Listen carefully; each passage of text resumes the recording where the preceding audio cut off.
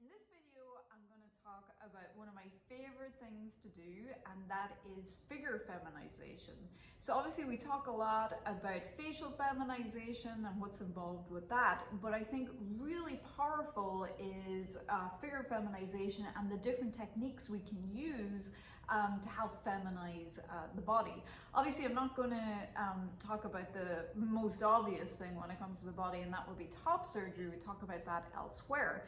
But there is one technique that's super powerful that can give you that feminine, va-va-voom, hourglass frame that really tells the mind or the eye when we perceive it that this is a female body, and that is creating the hip to waist ratio.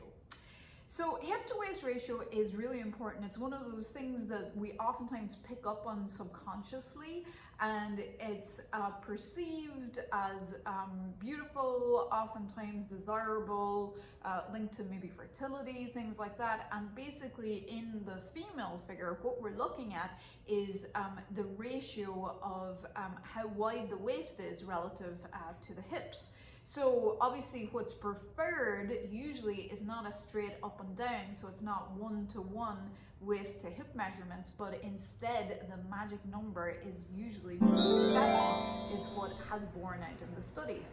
I personally think that that's evolving, and we're seeing in pop culture a lot more, and a lot of patients asking for more curves than that. So numbers like 0.6 waist to hip ratio. We see that in the Kardashians, for example, where they have tiny little cinched waists and much broader hips.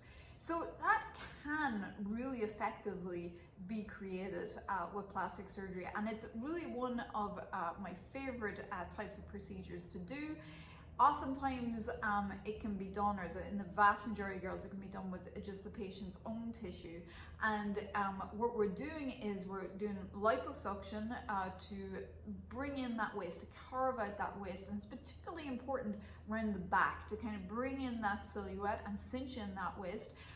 Sometimes, depending on the patient, an abdominoplasty may be needed, and your doctor will tell you whether or not that is needed in your case. But liposuction goes a long way, and what we'll do is with that liposuction we'll cinch in that waist, and then in the same sitting we can use that fat, if the girl chooses to do so, to help augment the hips, so to widen things. And that is more commonly referred to as usually a Brazilian butt lift, but what we can do is focusing on widening those hips if the girl desires to do so.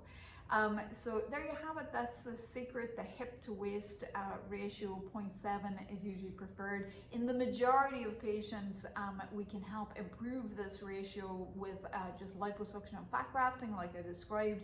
Hip implants are also available, usually reserved for girls who don't have too much fat to spare. But that is, my friends, figure feminization.